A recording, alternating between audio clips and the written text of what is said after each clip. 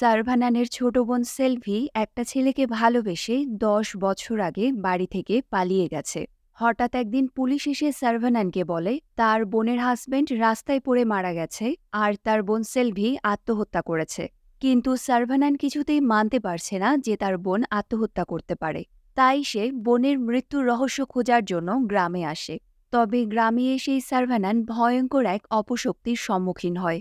একজন পূজারীর ভুলের কারণেই সেই অপশক্তি ১০০ বছর পরে আবার মুক্ত হয়ে গেছে। এদিকে গ্রামে হচ্ছে একটার পর একটা খুন। সারভানান বোনের মৃত্যুর রহস্য খুঁজতে এসে নিজেই সেই ভয়ঙ্কর অপশক্তির খপ্পরে ফেসে যায়।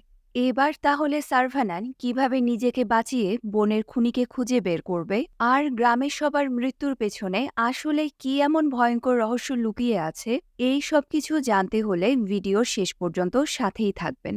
তো হ্যালো বন্ধুরা, আজ এক্সপ্লেন করব একটি তামিল হরর থ্রিলার মুভি যার নাম হলো আরানমানাই 4। তাহলে শুরু করছি আজকের এক্সপ্লেনেশন। মুভির শুরুতে আসামের একটি গ্রাম দেখানো হয়। গ্রামের মন্দিরের পূজারী তার মেয়ে রেনুকে নিয়ে ছোট ডিঙ্গি নৌকা দিয়ে মন্দিরে যাচ্ছে, কারণ আজ মন্দিরে দেবী মায়ের অনেক বড় পূজা হবে। রেনু তার বাবাকে জিজ্ঞেস করে, আচ্ছা বাবা, প্রতি বছর মন্দিরে কেন এত ধুমধাম করে দেবী মায়ের পূজা করা হয়? পূজারী বলে, আজ থেকে ১০০ বছর আগে গ্রামে বাঘ নামে এক খুব খারাপ শক্তি ছিল। এই অপশক্তি বাঘ জলে ও স্থলে দুই জায়গায় থাকতে পারে। সে যে কোনো মানুষকে মেরে হুবহু তার রূপ ধরতে পারত। তবে কেউ যদি বাঘকে বশে আনতে পারে তাহলে তাকে দিয়ে ইচ্ছেমতো কাজ করানো যেত। গ্রামের অনেক মানুষেরা বাঘকে বশে আনতে গিয়ে শেষ পর্যন্ত নিজেদের জীবন হারিয়েছে। তাই গ্রামের কয়েকজন বড় বড় পূজারী মিলে অনেক নিয়মনীতি মেনে সেই বাঘকে বন্দি বানিয়ে ফেলেছিল, আর এরপর তাকে খুব গোপন জায়গায় লুকিয়ে রেখেছে। গ্রামের মানুষেরা মনে করে দেবী মায়ের কৃপাতেই বাঘকে আটক করা গেছে। তাই দেবী মাকে ধন্যবাদ জানানোর জন্য প্রতি বছর অনেক বড় করে তার পূজা করা হয়। পূজারী রেনুকে এসব গল্প শোনাচ্ছে, তখনই কিছুতে লেগে রেনুর হাত কেটে যায় আর তার কয়েক ফোঁটা রক্ত পানিতে গিয়ে পড়ে। এদিকে পূজারী নৌকা চালাতে গিয়ে তার বৈঠাটা পানির নিচে থাকা একটা পাথরে আটকে যায়। সেই পাথরের নিচে একটা পিতলের কলসিও আছে। পূজারী যেই বৈঠাটা ছাড়ানোর জন্য জোরে টানাটানি করতে থাকে, তখন বৈঠার আঘাত লেগে কলসির মুখটা খুলে যায় আর কলসির ভেতর থেকে কালো ধোঁয়া বেরিয়ে আসতে শুরু করে। আসলে এই কলসিতেই সেই খারাপ শক্তি বাঘকে আটকে রাখা হয়েছিল। কলসির মুখটা খুলে যেতেই বাঘ আবার মুক্ত হয়ে যায়। কিছুক্ষণ পর পূজারী পেছনে ফিরে দেখে রেনু হাতে অনেক বড় একটা মাছ ধরে আছে। পূজারী রেনুকে তাড়াতাড়ি মাছটা হাত থেকে ফেলে দিতে বলে। তখনই পূজারী নৌকার সামনে তাকিয়ে দেখে তার মেয়ে রেনুর লাশ পানিতে ভাসছে। এটা দেখেই পূজারী বুঝতে পারে বাঘ আবার ফিরে এসেছে, আর সে রেনুকে মেরে ফেলে তারই রূপ ধরে নৌকায় বসে আছে। এবার পূজারী তার কাছে থাকা দেবী মায়ের পবিত্র জল বাঘের গায়ে ছিটিয়ে দিয়ে তাকে রেনুর শরীরের মধ্যেই আটকে ফেলে। রেনুর রূপধারী বাঘ ছটফট করতে করতে বলে, আমাকে ছেড়ে দাও। কিন্তু পূজারী বলে, তুই আমার মেয়েকে মেরেছিস, তাই তুই এখন থেকে আমার মেয়ের রূপ ধরেই আমাদের সাথে থাকবি। যেহেতু বাঘকে যেই আটক করে বাঘ তারই কথা মানতে বাধ্য হয়, তাই বাঘ পূজারীর আদেশ মতো রেনুর রূপ ধরে পূজারীর সাথেই থাকে। এরপর পূজারী বাঘকে তার বাড়িতে নিয়ে আসে, কিন্তু সে তার স্ত্রীকে কিছুই জানায় না যে এটা তাদের মেয়ে রেনু না, এটা হলো বাঘ। বাঘও পূজারীর মেয়ের মতোই তাদের সাথে থাকতে শুরু করে। এরপর সারভানান নামের একজন উকিলকে দেখানো হয়। সারভানান অনেক সৎ আর সাহসী একজন উকিল। সে তার সাধ্যমতো সব মানুষদের সাহায্য করার চেষ্টা করে, কিন্তু তারপরেও তার কাজ খুব একটা ভালো চলছে না। সারভানানের একজন আন্টি সরলা তার সাথেই থাকে। সারভানানের কাছে কোনো ক্লায়েন্ট আসছে না দেখে সরলা আন্টি নিজেই দুজনকে খুঁজে তার কাছে নিয়ে আসে। এই দুজন ছেলে মেয়ে একজন আরেকজনকে ভালোবাসে, কিন্তু পরিবার তাদের ভালোবাসা মেনে নিচ্ছে না। তাই কোর্ট ম্যারেজ করার জন্য তারা পালিয়ে এসেছে। সারভানান তাদের সাথে কথা বলছে, তখনই দেখা যায় মেয়েটার বাবার গুন্ডারা সেখানে চলে এসেছে। এটা দেখেই সারভানান ঝামেলা এড়ানোর জন্য তাড়াতাড়ি তাদের দুজনকে সেখান থেকে চলে যেতে বলে। কিন্তু ততক্ষণে গুন্ডারা এসে ছেলেটাকে ধরে খুব মারতে শুরু করে, আর মেয়েটার বাবা মেয়েটাকে ধরে টেনে হিঁচড়ে নিয়ে যাচ্ছে। তখনই সারভানান মেয়েটার বাবার মুখে শুনতে পায় মেয়েটার নাম হলো সেলভি। এই নামটা শুনেই সারভানানের যেন কিছু একটা মনে পড়ে যায়, আর এরপরে সে সব গুন্ডাদের সাথে ফাইট করে মেয়েটাকে তাদের হাত থেকে বাঁচায়। সারভানানের হাতে এত মার খেয়ে গুন্ডাগুলো ভয়ে সেখান থেকে পালিয়ে যায়। সেলভি সরলাকে জিজ্ঞেস করে উনি হঠাৎ করে এত হাইপার হয়ে গেলেন কেন। তখন সরলা বলে, তোমার নাম শুনে সার্ভানান তোমাকে বাঁচাতে এসেছে, কারণ তার একমাত্র ছোট বোনের নামও সেলভি। সার্ভানান তার ছোট বোনকে নিজের থেকেও বেশি ভালোবাসে। তবে আজ থেকে 10 বছর আগে সেলভি একটা ছেলের সাথে বাড়ি থেকে পালিয়ে যায়। বাড়ির কেউই তাদের বিয়েটা মেনে নিতে পারেনি, কিন্তু সার্ভানান এখনও তার ছোট বোনকে অনেক মিস করে। এরপরেই আমরা সার্ভানানের ছোট বোন সেলভিকে দেখতে পাই, যে তার হাজব্যান্ড ও ছেলেমেয়েকে নিয়ে খুব সুখে শান্তিতে সংসার করছে। সেলভির হাজব্যান্ড সন্তোষ তাকে অনেক ভালোবাসে। তাদের মেয়ের নাম শক্তি আর ছেলের নাম সার্ভানান। সেলভিও তার বড় ভাইকে অনেক মিস করে, তাই সে তার ভাইয়ের নামের সাথে মিলিয়ে ছেলের নাম রেখেছে সার্ভানান। একদিন সকালে সন্তোষ জগিং করার জন্য জঙ্গলের রাস্তা দিয়ে যাচ্ছে। যাওয়ার সময় জঙ্গলের মাঝে রবি নামে একটা ছেলের সাথে তার দেখা হয়। রবি হলো গ্রামের পঞ্চায়েত প্রধানের ছেলে। সে তার ক্যামেরা দিয়ে জঙ্গলের ভেতরেই বিভিন্ন পাখি গাছপালার ভিডিও করছিল। রবিকে দেখে সন্তোষ কিছুক্ষণ তার সাথে দাঁড়িয়ে গল্প করে। এরপর সে আবার জগিং করার জন্য রাস্তা দিয়ে জঙ্গলের ভেতরে চলে যায়। তবে কিছু দূর যাওয়ার পরেই সন্তোষ দেখে রাস্তার একটা জায়গায় সাদা ধোঁয়া জমে আছে। সেই ধোঁয়া ধীরে ধীরে সন্তোষের দিকেই এগিয়ে আসছে। হঠাৎ ধোঁয়ার ভেতর থেকে একটা হাত বেরিয়ে এসে সন্তোষের পা ধরে তাকে টেনে ধোঁয়ার ভেতরে নিয়ে যায়, আর সন্তোষ সেখানে পড়ে গিয়েই অজ্ঞান হয়ে যায়। কিছুক্ষণ পরেই দেখা যায় সেই অপশক্তি বাঘ সন্তোষকে মেরে তার রূপ ধারণ করেছে। সে ধোঁয়ার ভেতর থেকে বাইরে বেরিয়ে সোজা সেলভিদের বাড়ি চলে আসে। সন্তোষরূপী বাঘ সেলভির কাছে এসে তার বাচ্চাদের কথা জানতে চায়। তখনই 3জন লোক চিৎকার করে সেলভিকে ডাকতে ডাকতে তাদের বাড়িতে আসে। সেলভি দৌড়ে বাড়ির বাইরে এলে লোকগুলো তাকে বলে তারা জঙ্গলের রাস্তায় সন্তোষকে পড়ে থাকতে দেখেছে। কিন্তু এটা শুনে সেলভি একেবারে চমকে যায়, কারণ সন্তোষ তো এইমাত্র তার সাথে বাড়ির ভেতরেই ছিল। সেলভি খুব ভয় পেয়ে লোকগুলোর সাথেই বাড়ি থেকে বেরিয়ে যায়। এদিকে রবি প্রকৃতির ভিডিও করতে করতে সেলভিদের বাড়ির সামনে চলে আসে। তখনই সে হঠাৎ বাড়ির ভেতর থেকে কারো চিৎকার শুনতে পায়। চিৎকার শুনে রবি বাড়ির উঠোনে এসে দেখে সেলভিদের পোষা কুকুরটা কুয়োর পাড়ে বসে জোরে জোরে ঘেউ ঘেউ করছে।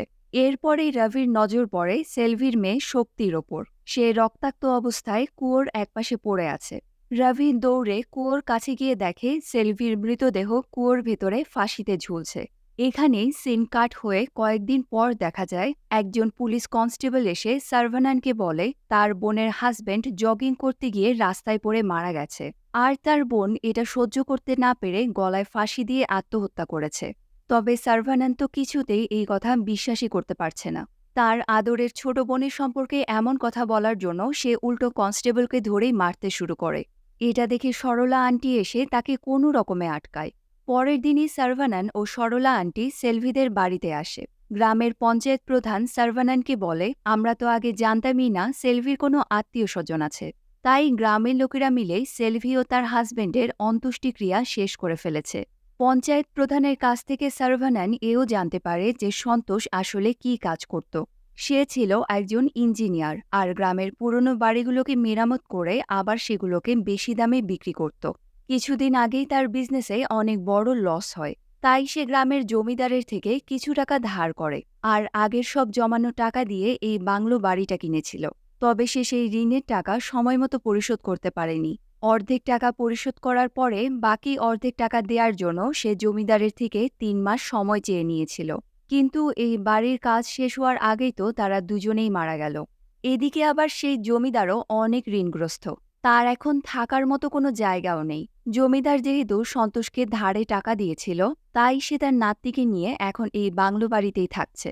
জমিদার সার্ভানানকে বলে, আমি তো ভেবেছিলাম বাকি টাকা পেলে সেটা দিয়েই আমার নাতনির বিয়ে দেব, কিন্তু এখন কিভাবে কি হবে কিছুই বুঝতে পারছি না। এতদিনে ঘটে যাওয়া এই সব কথা শুনে সার্ভানান বলে সে নিজেই এই বাড়িটা বিক্রি করে সব ঋণের টাকা শোধ করে দেবে, আর যতদিন বাড়িটা বিক্রি না হবে সে সরলা আন্টিকে নিয়ে এখানেই থাকবে।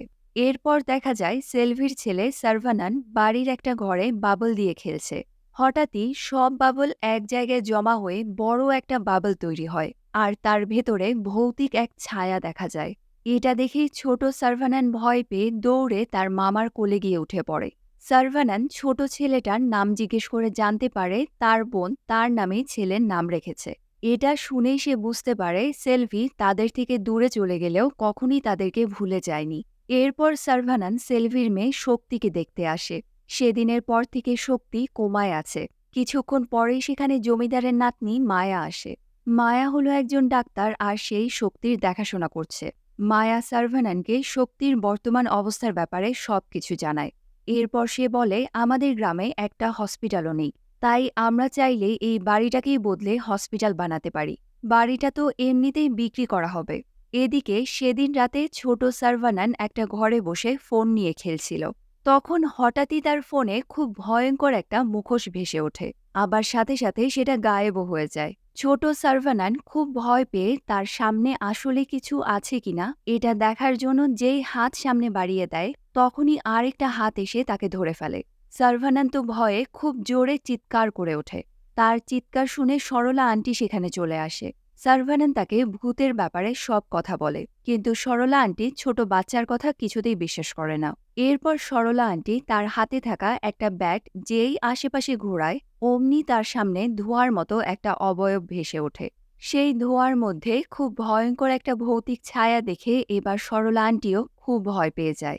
এর পরের দিন সার্ভানান রবিকে সাথে নিয়ে সেলভি ও সন্তোষের কবরের কাছে আসে। সেলভির কবরের পাশে বসে সার্ভানানের পুরনো দিনের একটা স্মৃতি মনে পড়ে যায়। সেলভি বাড়ি থেকে পালিয়ে আসার আগে একবার সুইসাইড করার চেষ্টা করেছিল। তখন সার্ভানান ঠিক সময়ে এসে সেলভিকে সুইসাইড করা থেকে আটকায়। সেলভি কাঁদতে কাঁদতে বলে, বাবা মা কখনোই সন্তোষের সাথে আমার সম্পর্কটা মেনে নেবে না, তাই এই জীবন আমি আর রাখতে চাই না। সার্ভানান তাকে বলে, বাবা মার সাথে আমি কথা বলবো, তবে তুই আমাকে কথা দে আর কোনোদিন সুইসাইড করার চেষ্টা করবি না। সেলভিও তার ভাইকে কথা দিয়েছিল সে কখনো সুইসাইড করবে না। এই কথাটা মনে পড়তেই সার্ভানান রবিকে বলে, সেলভির মৃত্যুটা সুইসাইড হতেই পারে না, এর পেছনে নিশ্চয়ই অন্য কোনো কারণ আছে। রবি বলে, কিন্তু আমি নিজে দেখেছি সেলভি গলায় দড়ি দিয়ে ঝুলছিল। তবে সার্ভানান কিছুতেই এই কথা মানতেই পারছে না। সে এই ব্যাপারে ইনভেস্টিগেশন করানোর জন্য রবিকে নিয়ে পুলিশ স্টেশনে যায়, কিন্তু পুলিশ ইন্সপেক্টর সার্ভানানের কথায় খুব একটা পাত্তা দেয় না। কারণ গ্রামে দুদিন পরেই একটা অনেক বড় পূজা আর মেলার আয়োজন করা হয়েছে, আর এই মেলায় অনেক দূর দূরান্ত থেকে লোক আসে। ইন্সপেক্টর কয়েকদিন ধরেই মেলার সিকিউরিটি নিয়ে বিজি থাকবে। তাছাড়াও গ্রামের সবাই দেখেছে সেলভি সুইসাইড করেছে, তাই সে সেলভির মৃত্যুর ইনভেস্টিগেশন করে সময় নষ্ট করতে পারবে না। পুলিশ অফিসার ইনভেস্টিগেশন করতে না করে দেয়ায় সার্ভানান ঠিক করে সে নিজেই সেলভির মৃত্যুর রহস্য খুঁজে বের করবে। এবার রবি তার ক্যামেরায় রেকর্ড করা সেদিনের সব ভিডিওগুলো সার্ভানানকে দেখায়। সেখানে মৃত্যুর পরে সন্তোষ ও সেলভির ভিডিও ফুটেজ আছে। রবি সার্ভানানকে বলে, সেদিন যখন আমি তাদের বাড়ির বাইরে দাঁড়িয়ে ভিডিও করছিলাম, তখন সেলভিকে ৩ জন লোকের সাথে বাড়ির বাইরে যেতে দেখেছি, কিন্তু চিৎকার শুনে বাড়ির ভেতরে গিয়ে দেখি কুয়োর মধ্যে সেলভির লাশ ঝুলছে। তবে সেলভি যদি কিছুক্ষণ আগেই লোকগুলোর সাথে বাড়ির বাইরে বেরিয়ে গেল, তাহলে কিছুক্ষণ পরেই তার লাশ কিভাবে কুয়োর মধ্যে এলো এটাই আমি বুঝতে পারছি না। সার্ভানান রবির ক্যামেরাতে খুব ভালো করে সেদিনের ভিডিওগুলো দেখতে থাকে। একটা ভিডিওতে দেখা যায় সন্তোষ যখন জঙ্গলের রাস্তায় জগিং করছে, তখন সেখানে একজন তান্ত্রিকও ছিল। তান্ত্রিককে দেখে বোঝাই যাচ্ছে সে সন্তোষকে ফলো করছিল। সার্ভানান রবিকে এই তান্ত্রিকের কথা জিজ্ঞেস করলে রবি বলে, সেদিন জঙ্গলে তো আমি কোনো তান্ত্রিককে দেখিনি। তবে পুলিশ যখন সেলভির পোস্টমর্টেম করার জন্য ডেড বডি মর্গে নিয়ে আসে, আমি এই তান্ত্রিককেই মর্গের বাইরে দেখেছিলাম। এই কথা শুনে সার্ভানানও বুঝে যায় এই তান্ত্রিকের সাথে সেলভি ও সন্তোষের মৃত্যুর কোনো না কোনো কানেকশন আছে। এদিকে দেখা যায় সেই সময় সেই তান্ত্রিক লুকিয়ে সেলভিদের বাড়ির সামনে আসে। বাড়ির গেটের সামনে দাঁড়িয়ে সে হাতে একটা মালা নিয়ে কিছু মন্ত্র পড়তে থাকে। তখনই তান্ত্রিকের মনে হয় তার আশেপাশে কেউ যেন আছে। হঠাৎই তান্ত্রিকের হাতের মালাটা জোরে জোরে ঘুরতে শুরু করে আর কিছুক্ষণ পর মালাটা ছিঁড়ে চারিদিকে ছড়িয়ে যায়। বাড়ির বাইরে যখন তান্ত্রিকের সাথে এসব হচ্ছে, তখন বাড়ির ভেতরে ছোট সার্ভানানের সাথেও ভৌতিক ঘটনা ঘটতে থাকে। সে একটা বল দিয়ে খেলার সময় বলটা যেই দেয়ালে ছুঁড়ে মারে, তখনই বলটা দেয়ালের ভেতরে ঢুকে অদৃশ্য হয়ে যায়। সার্ভানান দেয়ালের কাছে যেতেই দেয়াল থেকে একটা হাত বেরিয়ে এসে তাকে বলটা দেয়। এটা দেখেই তো সার্ভানান খুব ভয় পেয়ে দৌড় দেয়। তখনই মায়া তার কাছে চলে আসে। তবে মায়া এসবের কিছুই বুঝতে না পেরে সার্ভানানকে নিয়ে ঘর থেকে বেরিয়ে যায়। মায়া সার্ভানানকে নিয়ে বারান্দা দিয়ে হেঁটে যাচ্ছে, তখনই সার্ভানান তার সামনে একটা কালো ছায়া দেখতে পায়। সার্ভানান খুবই ভয় পেয়ে দৌড়ে সেখান থেকে পালিয়ে যায়। এদিকে মায়া শক্তির ঘরের বাইরে এসে জানালা দিয়ে দেখতে পায় একটা কালো ছায়ামূর্তি শক্তির পাশে বিছানায় বসে আছে। এটা দেখেই মায়া চিৎকার করে বলে, কে ওখানে? সে দৌড়ে শক্তির ঘরে ঢুকে পড়ে, কিন্তু ঘরের ভেতরে আর কাউকেই দেখতে পায় না। কিছুক্ষণ পর মায়া আবার দেখে কালো ছায়ামূর্তিটা ঘরের বাইরে দাঁড়িয়ে আছে। এরপর সেই ছায়ামূর্তি ঘরের চারিদিকে ঘুরতে শুরু করে, আর ঘরের সব জিনিস এদিক ওদিক ছিটকে পড়ে সবকিছু এলোমেলো হয়ে যায়। মায়া খুব ভয় পেয়ে যেই ঘরের বাইরে বেরোতে যাবে, তখনই ঘরের দরজাটা খুব জোরে বন্ধ হয়ে যায়। অন্যদিকে সেই সময় সার্ভানান ও রবি যখন জঙ্গলের রাস্তা দিয়ে বাড়ি ফিরছে, তখন হঠাৎই তাদের গাড়ির সামনে খুব অদ্ভুত দেখতে একটা প্রাণী চলে আসে, আবার সেটার সাথে সাথে গায়েবও হয়ে যায়। কৌতূহলবশত সার্ভানান গাড়ি থেকে নেমে প্রাণীটাকে খোঁজার জন্য জঙ্গলের ভেতরে ঢুকে পড়ে। তখন একটা কালো ছায়ামূর্তি বিভিন্ন রূপ ধরে সার্ভানানকে ভয় দেখানো শুরু করে। কিন্তু সার্ভানান ভয় না পেয়ে সেই কালো ছায়ামূর্তিটা আসলে কি সেটা বোঝার চেষ্টা করছে। এদিকে রবি তখন গাড়িতে একাই বসেছিল। হঠাৎ চারিদিক থেকে সাদা ধোঁয়া এসে রবির গাড়িটাকে ঘিরে ফেলে। এরপরেই রবি দেখে তার গাড়ির সামনে সেলভি দাঁড়িয়ে আছে।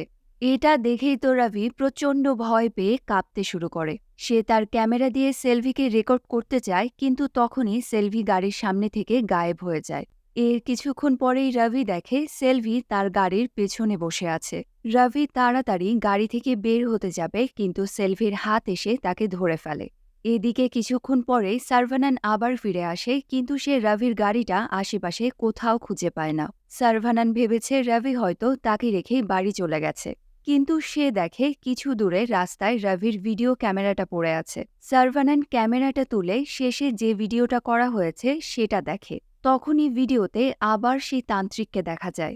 এর পরের দিন সকালে মায়া সরলা আন্টিকে গিয়ে গতরাতে কালো ছায়ামূর্তিটার সব কথা জানায়। সরলা আন্টি তাকে বলে, আমিও এই বাড়িতে ভূত দেখেছি, কিন্তু এখনই এই ব্যাপারে তুমি কাউকে কিচ্ছু বলো না। এই কথা জানাজানি হয়ে গেলে পরে বাড়িটাই আর বিক্রি করা যাবে না। এই কথা শুনে মায়াও গতরাতের ঘটনার কথা আর কাউকেই বলে না।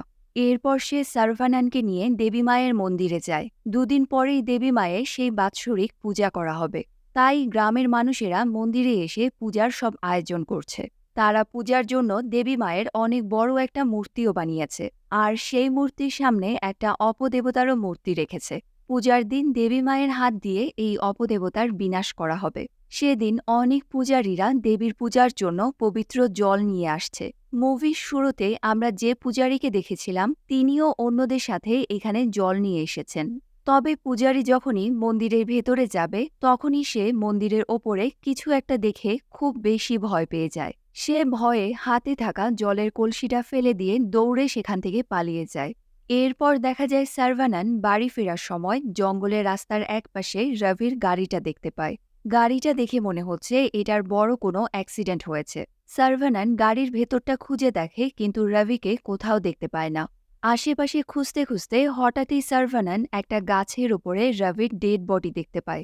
এটা দেখেই সে সাথে সাথে সেখানে পুলিশ ডেকে আনে। তবে সবকিছু দেখে পুলিশ রবির খুনের দায়ে উল্টো সার্ভানানকেই সন্দেহ করে। ইন্সপেক্টর বলে, গত দুদিন ধরে আপনাকে সবসময় রবির সাথেই দেখা গেছে, তাই আপনি নিশ্চয়ই জানেন রবি কিভাবে মারা গেল। সার্ভানান পুলিশকে অনেক বোঝানোর চেষ্টা করে যে সে এ ব্যাপারে কিছুই জানে না, কিন্তু পুলিশ ইন্সপেক্টর তার কোনো কথাই বিশ্বাস করছে না। তখনই সার্ভানান দেখে সেই তান্ত্রিক একটা গাছের আড়ালে লুকিয়ে তাদেরকেই দেখছে।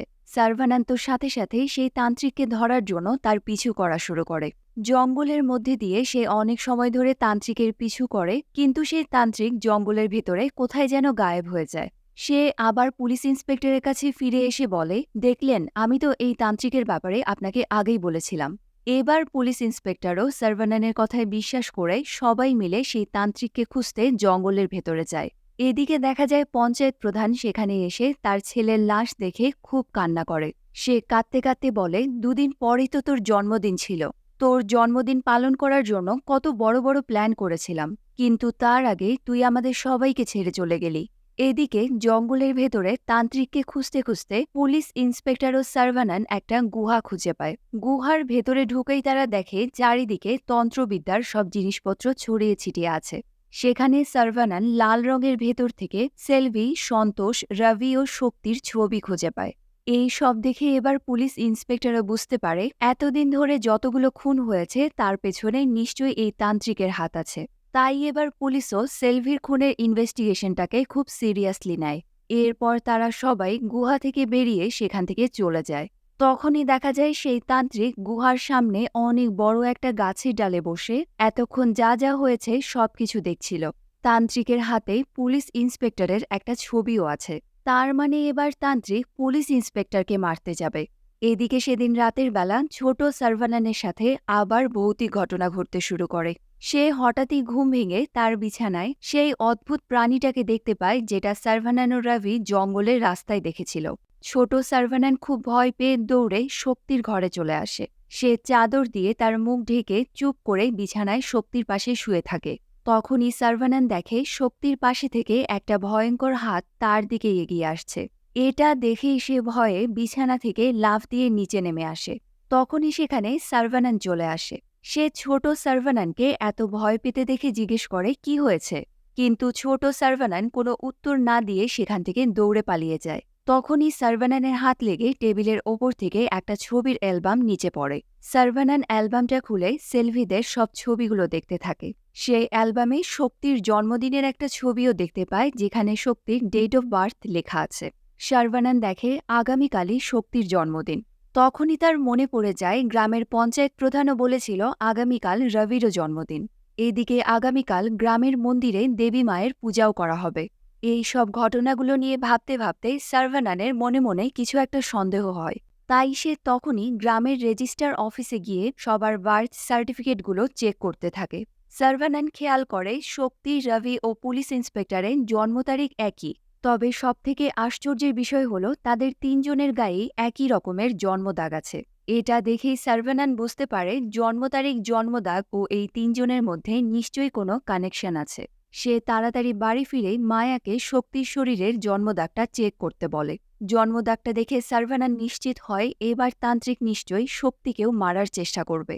এরপর সে কাউকে কিছু না জানিয়ে শক্তিকে তার ঘর থেকে তুলে এনে অন্য একটা ঘরে লুকিয়ে রাখে, যাতে তান্ত্রিক চাইলেও শক্তির কোনো ক্ষতি না করতে পারে। সার্ভানান মায়াকে সব কথা জানিয়ে বলে এখন থেকে তুমি শক্তিকে সবসময় চোখে চোখে রাখবে। এরপর সে পুলিশ ইন্সপেক্টরকে বাঁচানোর জন্য তাকে কল করে, কিন্তু ইন্সপেক্টর তার কল ধরছেই না। তাই সার্ভানান ইন্সপেক্টরকে খোঁজার জন্য তখনই বাড়ির বাইরে চলে যায়।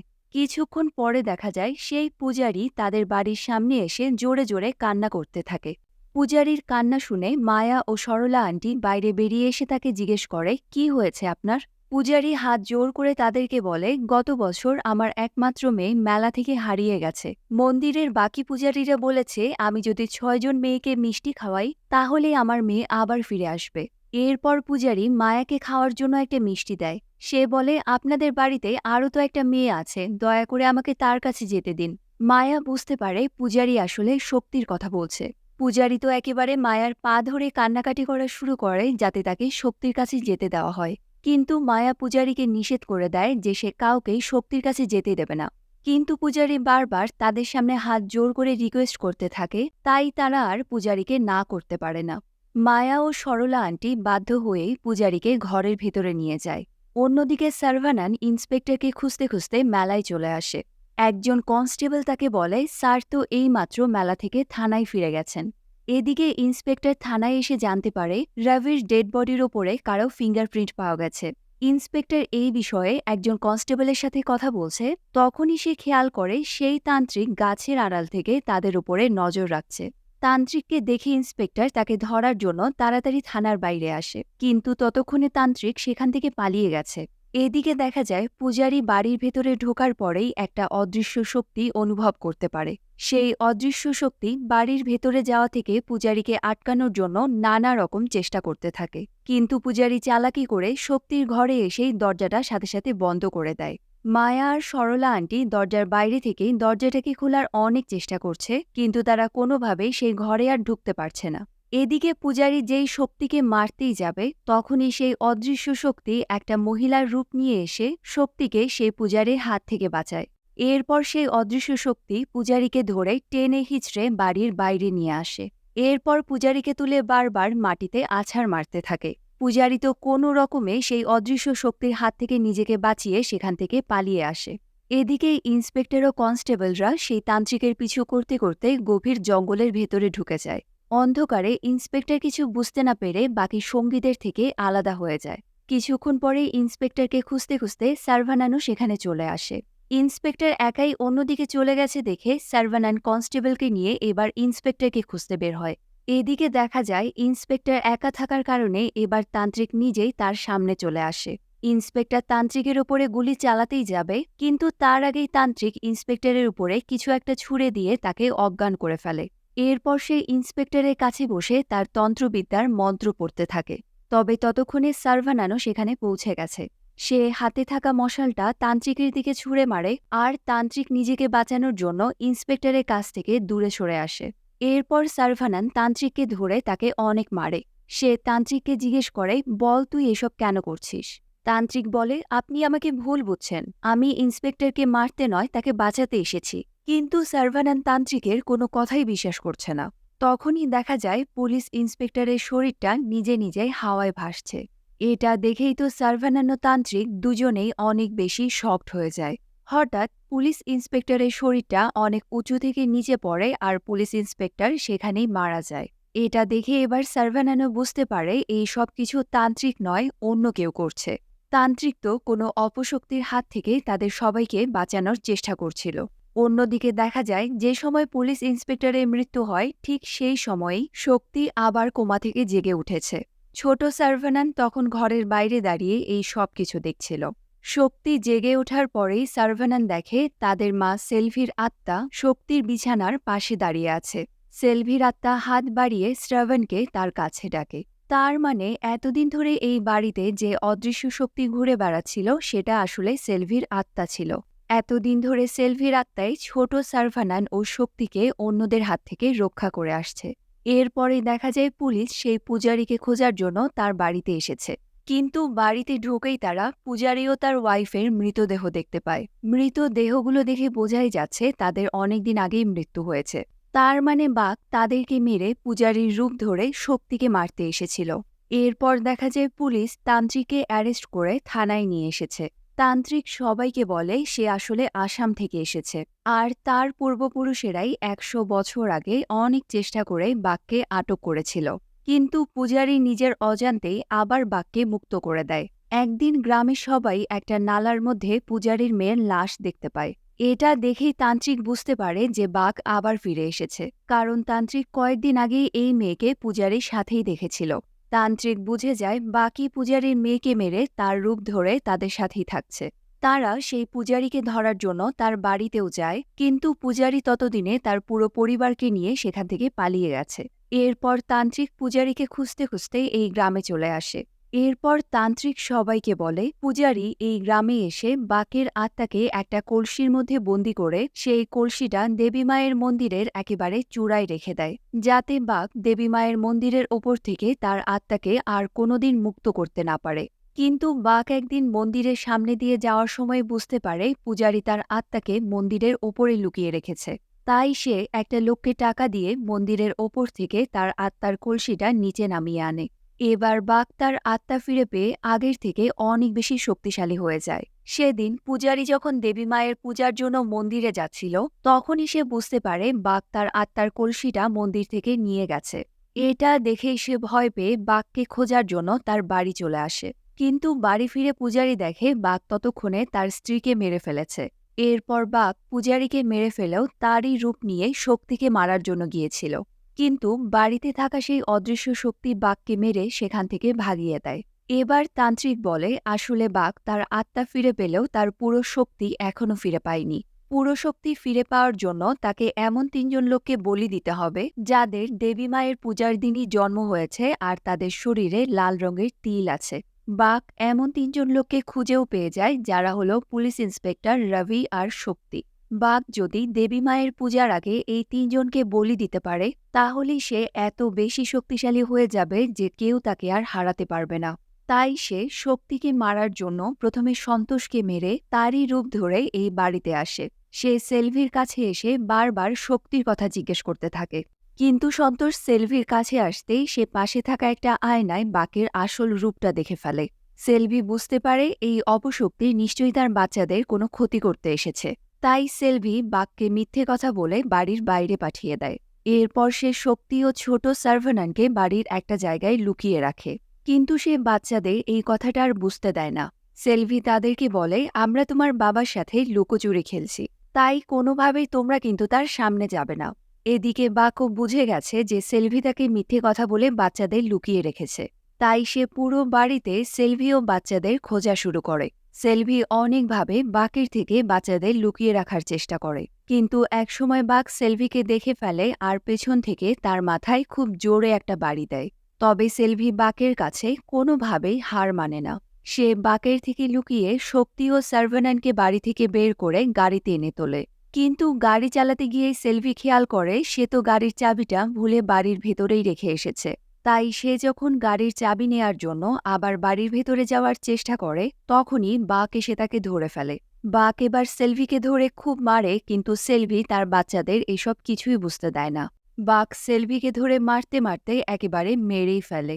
এরপর সে সেলভির গলায় দড়ি পেঁচিয়ে তাকে কুয়োর মধ্যে ঝুলিয়ে রাখে। তখনই সেই ৩ জন লোক সেলভিকে ডাকতে ডাকতে তাদের বাড়িতে আসে। লোকগুলোকে দেখে বাঘ সেলভির রূপ ধারণ করে তাদের সাথে বাড়ির বাইরে বেরিয়ে যায়। এদিকে শক্তি তার মাকে দেখতে না পেয়ে গাড়ি থেকে বাইরে বেরিয়ে আসে। সে কুয়োর কাছে যেতেই তার মার ঝুলন্ত লাশ দেখতে পায়। এটা দেখেই তো শক্তি খুব ভয় পেয়ে যায়, কিন্তু তখনই সে কুয়োর পাশে স্লিপ করে পড়ে যায়। পাশে রাখা ইটের মধ্যে তার মাথা খুব জোরে বাড়ি খায় আর সে সেখানেই অজ্ঞান হয়ে পড়ে। এবার তান্ত্রিক সবাইকে বলে সেই ঘটনার পরে বাঘ আরও অনেকবার শক্তিকে মারার চেষ্টা করেছে, কিন্তু প্রতিবারই সেলভির আত্মা শক্তিকে বাঘের হাত থেকে বাঁচায়। শক্তিকে মারতে পারছে না দেখে এবার বাঘ প্রথমে রবি ও পরে পুলিশ ইন্সপেক্টরকে মারে। কিন্তু তান্ত্রিকের এই সব কথা শুনে ডিএসপি তার কোনো কথাই বিশ্বাস করে না। তাই ডিএসপি ঠিক করে যতদিন দেবী মায়ের পূজা শেষ না হবে ততদিন তান্ত্রিককে তারা লকআপেই বন্দি করে রাখবে। তবে এবার বাঘ তান্ত্রিককে মারার জন্য পুলিশ স্টেশনে হামলা করে। বাঘ থানায় থাকা সবাইকে মেরে তান্ত্রিককে ধরতে যাবে, কিন্তু তান্ত্রিক বিভিন্ন মন্ত্র পড়ে বাঘকে সেখান থেকে ভাগিয়ে দেয়। এদিকে দেখা যায় বাড়িতে সার্ভানান ও বাকি সবাই মিলে শক্তির বার্থডে সেলিব্রেট করছে। তখনই আমরা দেখতে পাই শুধুমাত্র শক্তি ও ছোট সার্ভানানই সেলভির আত্মাকে দেখতে পায়। কিন্তু তারা দুজন ছাড়া অন্য কেউই সেলভির আত্মাকে দেখতে পায় না। তবে সার্ভানান বুঝতে পারে তার বোনের আত্মা তাদের আশেপাশেই আছে। এর পরের দিন মায়া যখন স্কুটিতে করে হসপিটাল থেকে ফিরে আসছে, তখন যেই সে বাড়ির গেটের ভেতরে ঢোকে, সাথে সাথেই সে তার স্কুটি সহ বাড়ির বাইরে ছিটকে পড়ে যায়। মায়ার চিৎকার শুনে সবাই বাড়ির বাইরে বেরিয়ে আসে। সরলা আন্টি মায়াকে নিয়ে হেঁটে হেঁটেই গেট পার হয়, তবে এবার মায়া ঠিকই গেটের ভেতরে ঢুকতে পারে। কিন্তু একজন স্কুটিটা নিয়ে যেই ভেতরে ঢুকতে যাবে তখনই স্কুটিটা আবার আগের মতোই বাড়ির বাইরে ছিটকে পড়ে যায়। এটা দেখে সার্ভানান বুঝতে পারে নিশ্চয়ই স্কুটিটাতে এমন কিছু আছে যেটা সেলভির আত্মা এই বাড়ির ভেতরে ঢুকতে দিতে চায় না। এবার সার্ভানান স্কুটি থেকে একটা একটা জিনিস নিয়ে সেগুলো বাড়ির ভেতরে ছুঁড়ে মারে।